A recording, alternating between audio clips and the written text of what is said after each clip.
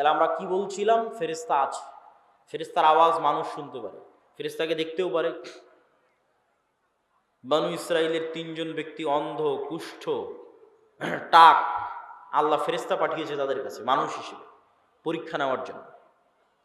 রাসূল সাল্লাল্লাহু আলাইহি ওয়াসাল্লাম একদিন মসজিদে নববীতে বসে আছে, একজন অপরিচিত মানুষ আসলো, যে অপরিচিত মানুষের পোশাকে সফরের আলামত নাই, লা ইউরা আসারুস সাফার, সফরের কোনো আলামত নাই, আর তাকে মদিনার কেউ চিনেও না।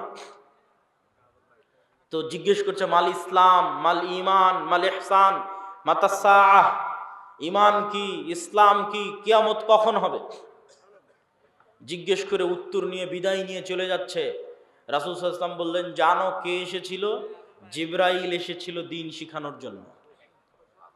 তাহলে সাহাবীদের ফেরেশতাদের উপর ঈমান কোথায়? সাহাবীদের ঈমান ফেরেশতাদের উপর কোথায়? এই মর্মে এবার আরো কয়েকটা হাদিস আপনাদের সামনে তুলে ধরব।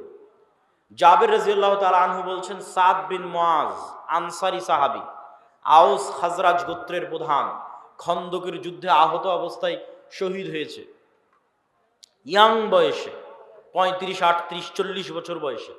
রাসূল সাল্লাল্লাহু আলাইহি ওয়াসাল্লামের আশেপাশে যেগুলো ছিল সব ইয়াং। রাসূলুল্লাহ সাল্লাল্লাহু আলাইহি ওয়াসাল্লাম বললেন, ইহতাজ্জালাহু আরশুর রহমান, আল্লাহর আরশ কেঁপে উঠেছে সাদ বিন মুআজের মৃত্যুতে। ওয়া ফুতিহাত লাহু আবওয়াবুস সামা, আসমানের সব দরজা আজকে সাদ বিন মুআজের মৃত্যুতে খুলে দেওয়া হয়েছে। ওয়া শাহিদাহু সাবউনা আলফাম মিনাল মালায়েকা, 70,000 ফেরেশতা আমাদের সাথে আজকের জানাজায় অংশগ্রহণ করেছে সাদ বিন মুআজের জানাজায়। বলেন আল্লাহু আকবার।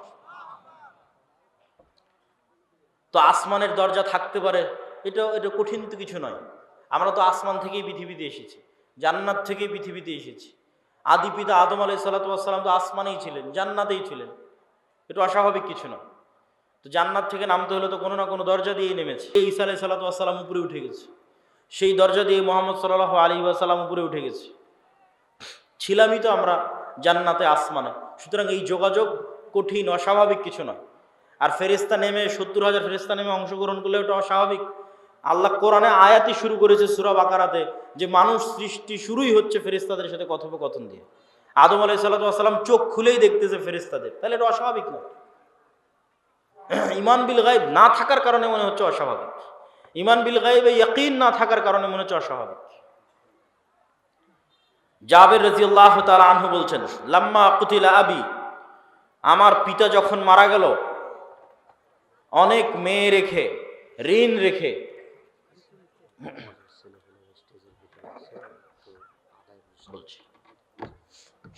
ঋণ রেখে, তখন জাবের রাদিয়াল্লাহু তাআলা আনহু কাঁদতেছে। আল্লাহর নবী বলতেছে, তুমি কেন কাঁদছো?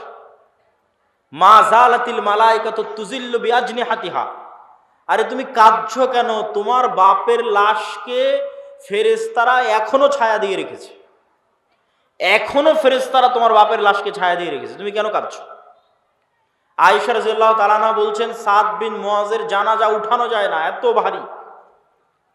যুবক মানুষ, ওই যুগে তার এত বিরিয়ানি, এত পোলাও, এত বার্গার, পিৎজা ছিল না যে খেয়ে মোটা হয়ে যাবে, ওজন ভারী হবে। হালকা পাতলা, মুজাহিদ মানেই হালকা পাতলা, অথচ লাশ উঠানো যায় না, এত ভারী। তো মানুষজন কথোপকথন শুরু করলো, কেন উঠানো যায় না? আল্লাহর নবী বললেন, সাদ বিন মুআজের জানাজার সাথে, সাদ বিন মুআজের এই লাশের সাথে এত বেশি পরিমাণে ফেরেশতা লেগে আছে যে এই লাশ ভারী হয়ে গেছে, উঠানো যাচ্ছে না, এত বেশি পরিমাণে ফেরেশতা লেগে আছে। খন্দকের যুদ্ধের ঘটনা, রাসূল সাল্লাল্লাহু আলাইহি ওয়াসাল্লাম খন্দকের যুদ্ধ থেকে ফিরে অস্ত্র রেখে দিয়েছেন, গোসল করতে চলে গেছেন। জিবরাইল উপস্থিত হয়ে রাসূল সাল্লাল্লাহু আলাইহি ওয়াসাল্লামকে বলতেছে, আপনি অস্ত্র রেখেছেন, মা ওয়াজাআনা সিলাহ, ফেরেশতারা এখনো অস্ত্র রাখেনি। ফেরেশতারা কেন অস্ত্র রাখেনি? বানু কুরাইজা, বানু কায়নুকা, বানু নজির, 3টে ইহুদি গোত্র গাদ্দারি করেছে, এদের শাস্তি দিতে হবে। আল্লাহর নবী সাহাবীদের বললেন, ফেরেশতারা অস্ত্র রাখেনি। জিবরাইল এসে বলতেছে, চলো, যুদ্ধ এখনো শেষ হয়নি, যুদ্ধ করতে হবে।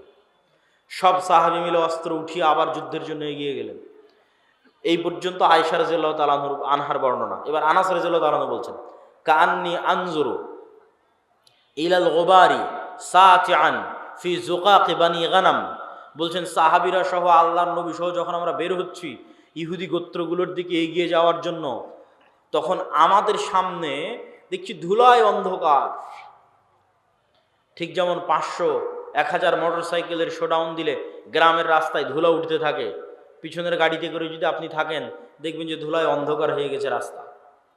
তাহলে আমরা যাচ্ছি তো সামনে ধুলায় অন্ধকার। কিসের ধুলা?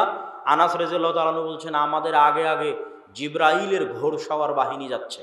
আল্লাহু আকবার। জিবরাইলের ঘোড়সওয়ার বাহিনীর পায়ের আঘাতে ধুলা তৈরি হয়েছে। সাদ বিন আবি ওয়াক্কাস রাদিয়াল্লাহু তাআলা আনহু থেকে বর্ণিত, তিনি বলেন রাআইতু ইয়াওমা উহুদিন আন ইয়ামিনি ওয়া আন ইয়াসারি। উহুদের যুদ্ধের দিন আমার ডানে এবং আমার বামে দুইজন ব্যক্তি, রজুলাইন আলাইহিমা সিয়াবুন বীজুন, দুইজন ব্যক্তি সাদা পোশাকধারী, মা রাআইতুহুমা ক্বাবলু আলা বাদ, যাদেরকে আমি অতীতে কোনোদিন দেখিনি, পরে কোনোদিন দেখিনি। এই দুইজন সাদা পোশাকধারী ব্যক্তি আশাদ্দাল কিতাল, বীর বিক্রমে যুদ্ধ করতেছে, সীমাহীন ভয়ঙ্কর যুদ্ধ করতেছে। রাসূল সাল্লাল্লাহু আলাইহি ওয়াসাল্লামকে এসে যখন শোনালাম, আল্লাহর নবী বললেন এরা দুইজন হচ্ছে জিবরাইল আর মিকাইল। আল্লাহু আকবার। জিবরাইল মিকাইল যুদ্ধে অংশগ্রহণ করেছে রাসূল সাল্লাল্লাহু আলাইহি ওয়াসাল্লামের পক্ষে। বর্ণনা দিচ্ছেন সাদ বিন আবি ওয়াক্কাস। একজন সাহাবী এক যুদ্ধে এক মুশরিকের পিছনে ধাওয়া করতেছে, তো আকাশ থেকে আওয়াজ আসতেছে আকদিম ইয়া হাইজুম, হে হাইজুম তুমি এগিয়ে চলো। আওয়াজ আসা মাত্রই এই সাহাবী ওই মুশরিকের উপর আক্রমণ করার আগেই মুশরিক উল্টে পড়ে আছে এবং ক্ষত স্থান থেকে রক্ত বের হচ্ছে, আহত স্থান থেকে রক্ত বের হচ্ছে। সাহাবী রাসূল সাল্লাল্লাহু আলাইহি ওয়াসাল্লামকে এসে ঘটনা শোনালে আল্লাহর নবী বললেন জালিকা মিন মাদাদিস সামাইস সালিসা, এটা ছিল তৃতীয় আসমান থেকে আসা ফেরেশতার আক্রমণ। উহুদের যুদ্ধের দিন হানজালা রাদিয়াল্লাহু তাআলা আনহু শহীদ হয়েছে। তার স্ত্রীর মারফতে জানা যাচ্ছে যে তিনি ফরজ গোসল অবস্থায় বাসর ঘর থেকে বের হয়ে গেছেন জিহাদের ডাক শুনে। সাহাবীরা আল্লাহর নবীকে বললেন হানজালাকে গোসল দিতে হবে। রাসূল সাল্লাল্লাহু আলাইহি ওয়াসাল্লাম বলেন ইন্না সাহিবাকুম তুগাসসিলুহুল মালায়েকা, তোমরা আর হানজালাকে কি গোসল দিবা? ফেরেশতারা ইতিমধ্যে গোসল দিয়ে ফেলেছে। তাহলে এবার আপনি শুধু চিন্তা করবেন সাহাবীদের ঈমান ফেরেশতার অস্তিত্বের উপর, আর আমার আর আপনার ঈমান ফেরেশতার অস্তিত্বের উপর।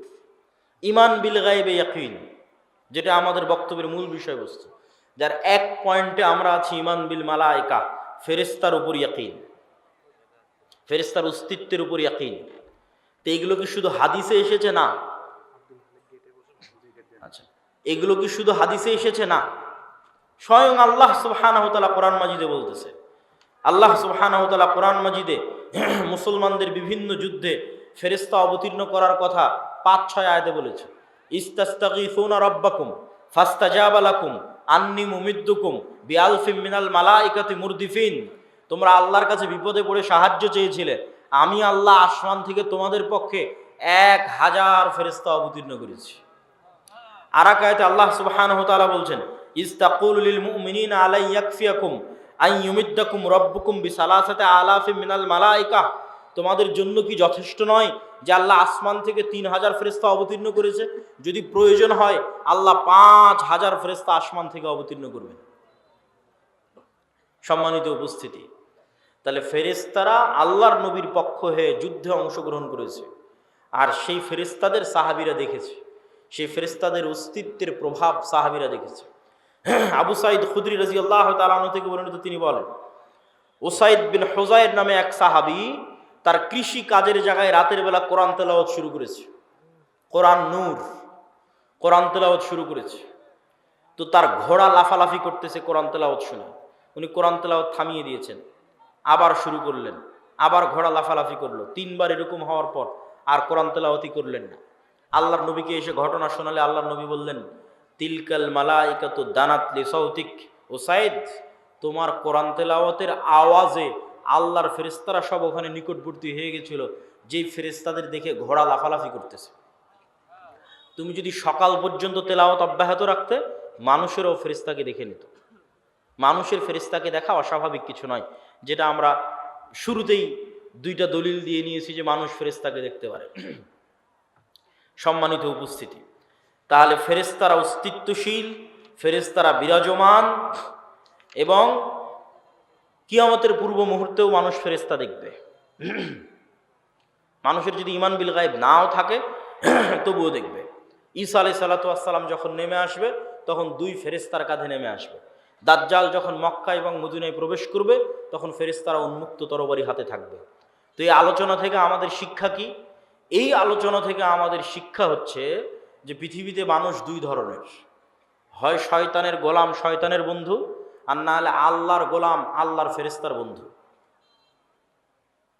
এখন আপনি নিজেকে খুঁজে নিতে পারেন যে আপনি কোন কাতারে, আপনি শয়তানের গোলাম, শয়তানের বন্ধু, না আল্লাহর গোলাম, ফেরেশতার বন্ধু। দেখেন রাসূল সাল্লাল্লাহু আলাইহি পরীক্ষা যে আপনি শয়তানের সাথে না ফেরেশতার সাথে। রাসূল সাল্লাল্লাহু আলাইহি ওয়াসাল্লাম বলছেন যে জিবরাইল আমাকে মেসওয়াক করতে বলছে, তো মেসওয়াক করতে করতে আমার দাঁতের মাড়ির গোস্ত পর্যন্ত ছিলে গেছে। কেন মেসওয়াক করতে বলছে? আমার মুখের গন্ধে জিবরাইলের কষ্ট হয়। তো আল্লাহর নবীর পবিত্র মুখের গন্ধে জিবরাইলের কষ্ট হয়, তাই বারবার মেসওয়াক করতে বলছে। আর আপনার আটমোল শিবগঞ্জের যে মানুষ রাত দিন বিড়ি সিগারেট খাচ্ছে, ওর কাছে ফেরেশতা আছে না শয়তান আছে? একটু জোরে বলেন, কে আছে? শয়তান আছে। সে শয়তানের বন্ধু, সে শয়তানের গোলাম। মনে করেন আটমোলের একটা বাড়ি, যে বাড়িতে ঢুকতে সালাম দেওয়া হয়, খাওয়ার শুরুতে বিসমিল্লাহ বলা হয়, টয়লেট বাথরুমে গেলে সেই টয়লেট বাথরুমের দোয়া পড়া হয়, 5 ওয়াক্ত সালাতে উজু করা হয়, সালাত আদায় করা হয়, বাড়িতে কোরআন তেলাওয়াত করা হয়, তাহলে ওই বাড়িতে কারা আছে? ফেরেশতারা আছে। নূরে পরিপূর্ণ বাড়ি।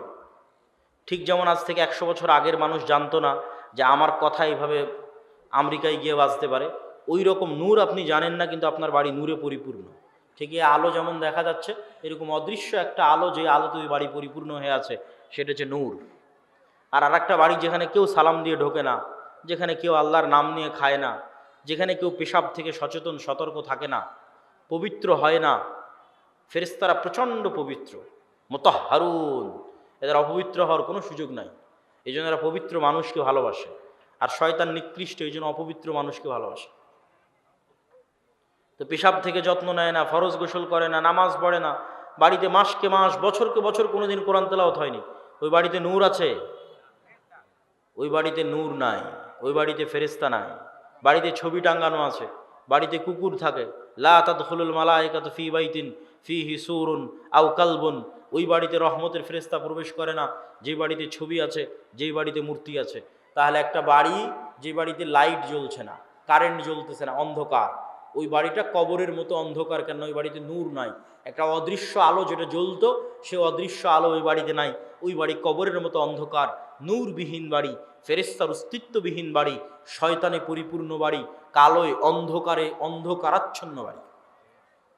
আমি আপনাকে কোনো ফাজাইল আমলও শোনাচ্ছি না, আমি আপনাকে কোনো হুকুম আহকাম ফতোয়াও শোনাচ্ছি না, আমি আপনাকে এই পৃথিবীর রিয়ালিটি বলতেছি যে পৃথিবীতে আসলে চলতেছে কি।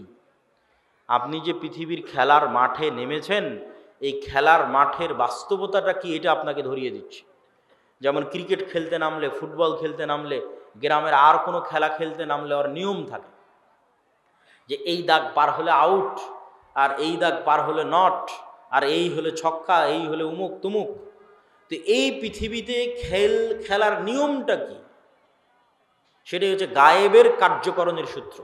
দুনিয়ার কার্যকরণের সূত্রই সব কিছু নয়, গায়েবের কার্যকরণের সূত্র আসল। দুনিয়ার কার্যকরণের সূত্রে ইমিডিয়েট ফল হতে পারে, স্থায়ী নয়। গায়েবের কার্যকরণের সূত্রের সাথে যার সূত্র মিলে যাবে, ওর ফল স্থায়ী, ওর ফল দীর্ঘমেয়াদী। তো ওই গায়েবের কার্যকরণের সূত্র আপনাকে জানা থাকতে হবে, কি করলে কি হয়, গায়েবে কি করলে কি হয়, গায়েবের কার্যকরণের সূত্র অনুযায়ী কি করলে কি হয়, এটা হলো খেলার নিয়ম। আপনি দুনিয়ার কার্যকরণের সূত্র অনুযায়ী কিছু করে ইমিডিয়েট রেজাল্ট পেয়ে যেতে পারে, যেটা যদি গায়েবের কার্যকরণের সূত্রের সাথে না মিলে, ওইটা দীর্ঘমেয়াদী দীর্ঘস্থায়ী হবে না। দিয়ে আপনি ইমিডিয়েট কিছু রেজাল্ট পেয়ে যেতে পারেন, কিন্তু এটা গায়েবের কার্যকরণের সূত্র যেটা নির্ধারণ করা আছে রিজিক বাড়ার, ওইটার সাথে মিলে না। তো গায়েবের কার্যকরণের সূত্রের সাথে যদি না মিলে রিজিক বাড়ার, তাহলে তাৎক্ষণিক দুর্নীতি করে ধোকা দিয়ে আপনি কোটি টাকার মালিক হয়ে যেতে পারেন, কিন্তু এই টাকা স্থায়ী হবে না, দীর্ঘমেয়াদী হবে না, কেন এটা গায়েবের সাথেই মিলেনি। গায়েবের কার্যকরণের সূত্র আসল, ওইটা জানতে হবে, ওইটা ওহির মাধ্যমে জানা যায়, ওইটা কোরআনে জানা যায়। কোরআনে বলা আছে কি করলে কি হয়, কি করলে কি পাওয়া যাবে। সম্মানিত উপস্থিতি, ঈমান বিল গায়েবের এই বক্তব্য দেওয়ার কারণ কি? ঈমান বিল গায়েবের এই বক্তব্য দেওয়ার এক নম্বর কারণ হচ্ছে আজকের মুসলমানদের অধপতনের মূল কারণই হচ্ছে ঈমান বিল গায়েব নাই। আল্লাহর অস্তিত্ব, ফেরেশতার অস্তিত্বের উপর ঈমান নাই, পরকালের উপর ঈমান নাই। এই জন্যই তো মন্দির পাহারা দিয়ে শিরক করে ভোট নিয়ে ক্ষমতায় যেতে হবে। কেননা আল্লাহর অস্তিত্ব, আল্লাহর ক্ষমতা, গায়েবের মদদ, গায়েবী মদদের উপর ঈমান নাই। আর গায়েবী মদদ ছাড়া মুসলমানদের বিজয় অতীতে কোনোদিন হয়নি, ভবিষ্যতে কোনোদিন হবে না। অতীতে যদি একবারও হতো তাও না হয় বলতাম যে হ্যাঁ একবার হয়েছে। অতীতে প্রত্যেক বিজয় গায়েবী মদদে, প্রত্যেক বিজয়, প্রত্যেক নবী রাসূল, প্রত্যেক বিজয়ী নেতা যখন বিজয় অর্জন করেছে তখন সে দুর্বল, দুনিয়ার দৃষ্টিতে দুর্বল, কিন্তু বিজয় অর্জন হয়েছে। সুলতান সালাহুদ্দিন আইয়ুবী যখন হিত্তিনে বিজয় অর্জন করে তখন সালাহুদ্দিন আইয়ুবী ইউরোপীয় ক্রুসেডারদের তুলনায় দুর্বল। সুলতান মোহাম্মদ আল ফাতেহ যখন ইস্তাম্বুল বিজয় করে তখন সুলতান মোহাম্মদ আল ফাতেহ বাইজেন্টাইন সাম্রাজ্যদের তুলনায় দুর্বল। যখন সুলতান জহিরুদ্দিন আল বেরবাস হালাকুখা চেঙ্গিস খাঁকে পরাজিত করে তখন পুরো দুনিয়াতে হালাকুখা চেঙ্গিস খাঁকে পরাজিত করতে পারবে এরকম কোনো শক্তি, এরকম কোনো সাহস পৃথিবীতে ছিল না। তাহলে কত দুর্বল জহিরুদ্দিন আল বেরবাস। মোহাম্মদ সাল্লাল্লাহু আলাইহি ওয়াসাল্লাম যখন বদর, ওহুদ, খন্দকে যুদ্ধ করে তখন মোহাম্মদ সাল্লাল্লাহু আলাইহি ওয়াসাল্লাম মক্কার কাফের মুশরিকদের তুলনায় অনেক অনেক দুর্বল। আমর ইবনুল আস, খালিদ ইবনুল ওয়ালিদ এরা যখন জেরুজালেম বিজয় করে, ওমর ইবনুল খাত্তাব এবং সাহাবীরা যখন মিশর, শাম, রোমান, পারস্য বিজয় করে তখন রোমান পারস্যদের তুলনায় তারা দুর্বল। ইউশা বিন নুন যখন জেরুজালেম বিজয় করে তখন ইউশা বিন নুন, জেরুজালেমের আমালেকা গোত্র কি ভয়ঙ্কর, কোরআনে আল্লাহ সুবহানাহু ওয়া তাআলা সেই ঘটনা তুলে ধরেছে। আল্লাহ যখন মুসা আলাইহিস সালামকে বললেন যে যাও তোমার কওম নিয়ে যুদ্ধ করো, তখন মুসা আলাইহিস সালামের কওম কি বলল? ইযহাব আনতা ওয়া রাব্বুকা ফাকাতিলা। কেন আমালেকা গোত্র বিশাল দেহি, ভয়ঙ্কর শক্তিশালী, কেউ সাহস করেনি এদের সাথে যুদ্ধ করে বিজয় অর্জন সম্ভব। মুসা তুমি আর তোমার আল্লাহ গিয়ে যুদ্ধ করো। কিন্তু দুইজন ব্যক্তি যাদের ঈমান বিল গায়বে ইয়াকিন ছিল তারা বলল যে আমরা যুদ্ধ করব, তাতে জয় হোক আর পরাজয় হোক। এদের ঈমান বিল গায়বে ইয়াকিন ছিল। এই দুইজনের একজন ইউশা বিন নুন। আল্লাহ 40 বছর শাস্তি দেওয়ার পর, উদ্ভ্রান্ত পাগলের মতো সিনাই মরুভূমিতে ঘুরে বেড়ানোর পর মুসা আলাইহিস সালাম যখন মারা গেলেন ইউশা বিন নুন নবী হলেন। তখন ইউশা বিন নুন এবার বানু ইসরাইলকে নিয়ে তওবা করে জেরুজালেম বিজয় করতে যাচ্ছে ওই আমালেকা গোত্রের বিরুদ্ধে, যাদের কাছে এরা একদম দুর্বল। তো শুক্রবারের দিন বিকেলবেলা ইউশা বিন নুন আল্লাহর কাছে দোয়া করতেছে, আল্লাহ সন্ধ্যা হয়ে গেলে যুদ্ধ বন্ধ করতে হবে, কেননা শনিবার ইহুদি ধর্ম অনুযায়ী পবিত্র দিন, আপনি সূর্যকে থামিয়ে দিন, আমরা যুদ্ধে বিজয় অর্জন করি। আল্লাহ পৃথিবীর ইতিহাসে একবারের জন্য, শুধু একবারের জন্য সূর্যকে থামিয়ে দিলেন। কিছু মুফাসসির বলেছেন কয়েক দিনের জন্য থামানো ছিল, কিছু মুফাসসির বলেছেন কয়েক ঘন্টার জন্য থামানো ছিল। সূর্য আটকে থেমে থেকে গেল। গায়েবী মদদে ইউশা বিন নুন বিজয় দিল, বিজয় অর্জন করল। মুসলমানদের বিজয় অতীতে কোনোদিন গায়েবী মদদ ছাড়া হয়নি, আগামী কিয়ামত পর্যন্ত কোনোদিন গায়েবী মদদ ছাড়া হবে না। এই জন্য গায়েবী মদদে বিশ্বাস লাগবে, ঈমান বিল গায়েবে ইয়াকিন লাগবে। আর ঈমান বিল গায়েবে ইয়াকিন না থাকার জন্য মুসলমান মুনাফিকে পরিণত হয়ে গেছে। আজকের মুসলমানেরা মুনাফিক অধিকাংশ। লাম্মা ইয়াদখুলুল ঈমানু ফি কুলুবিহিম, তাদের কালবে ঈমান প্রবেশ করে। কেন লা ঈমান আল ঈমান লা আমানাতা লাহু, এক কালবে ঈমানের নূর আর মিথ্যার অন্ধকার একসাথে থাকতে পারে না।